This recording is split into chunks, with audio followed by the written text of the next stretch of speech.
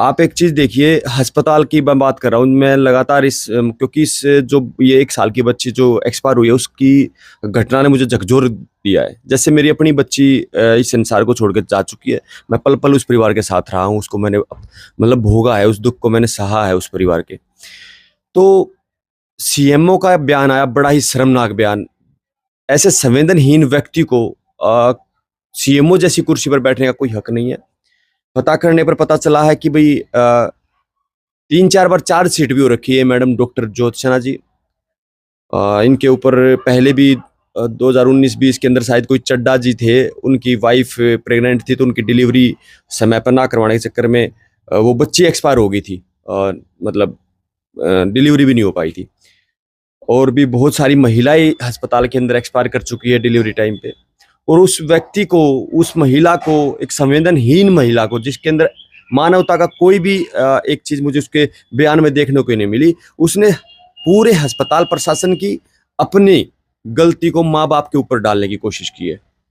माँ-बाप की गलती है कि उसको लेकर के सरकारी अस्पताल में लोग पहुँचे।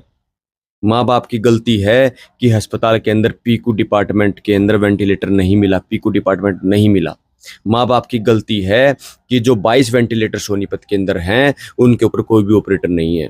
मतलब कि अपनी कमियों से, और डॉक्टर जो कि मरीज को बचाने के लिए प्रयास करता है, उसमें कदम ना उठा करके अपनी कमियों से, अपनी बातों से पल्ला झाड़ने वाली बातें हैं ये।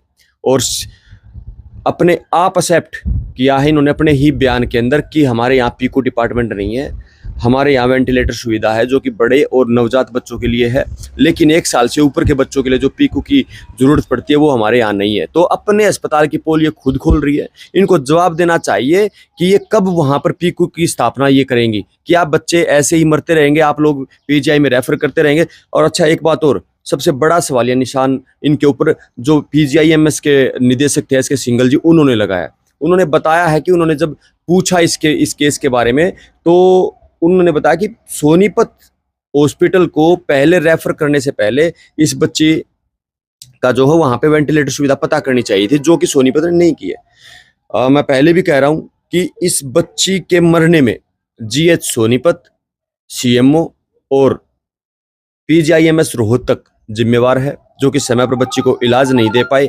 यहाँ पर एक व्यक्ति लगातार सोनीपत के अंदर वो एमओ एसएमओ बने, सीएमओ बने और डायरेक्टर हेल्थ से रिटायर होकर के, ऐसा क्या है सोनीपत जीएच के अंदर, इस नागरिक अस्पताल के अंदर, कि वो व्यक्ति आज भी सोनीपत नागरिक अस्पताल के अंदर कमरा अलाट करके वहां पर एक गिरोह चला रहा है जिसका नाम है डॉक्टर जसवंत सिंह पुनिया।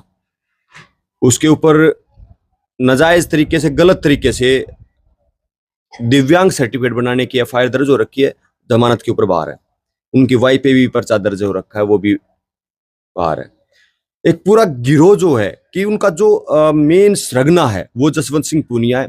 और जब तक जसवंत सिंह पुनिया इस अस्पताल के अंदर रहेगा, जो कि सबको पता है, बीजेपी के हर एक लीडर को पता है, उन्होंने ही उसको यहाँ पर बैठाया हुआ है।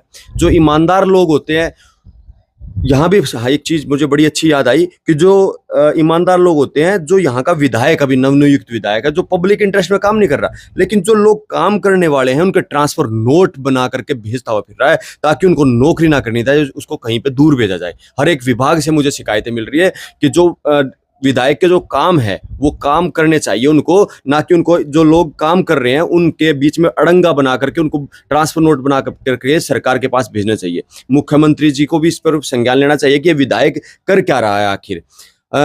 यहाँ पर एक पूरा गिरोह बनकर बैठ गया। एक लेडी डॉक्टर है, उनका भी ट्रांसफर फतेहाबाद हो गया था, मुझे सुनने में आया। हर तीसरे दिन वो भी यहाँ पे आकर के बैठी रहती है।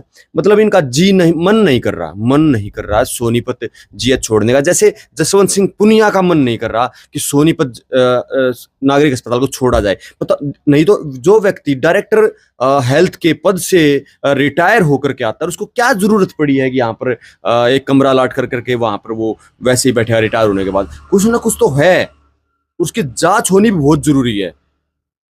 पूरा जब तक ये इस गिरोह का भंडाफोड़ नहीं होगा, जब तक ये तबादले इनके यहाँ से नहीं होंगे, इनको यहाँ से जो रिटायर हो चुके उनको घर नहीं बैठाया जाएगा, तब तक यहाँ कुछ नहीं हो सकता।